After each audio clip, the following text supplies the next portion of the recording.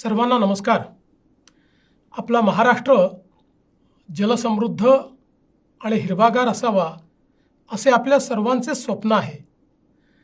राज्याचे माजी मुख्यमंत्री स्वर्गीय सुधाकरराव नाईक यांच्या जयंतीनिमित्त 21 ऑगस्ट रोजी आपण संपूर्ण राज्यात जलसंधारण दिन साजरा करतो आहोत। याच दिवशी सकाळी राज्यातील सर्व 36 जिल्ह्यांमध्ये महा वॉकेथॉन फॉर वॉटर आयोजित करण्यात आली आहे।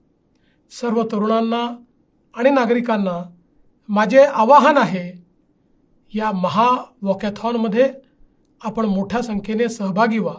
या निमित्ताने जलसंवर्धनाचा संदेश देणाऱ्या रील्सची स्पर्धा आयोजित करण्यात आली आहे।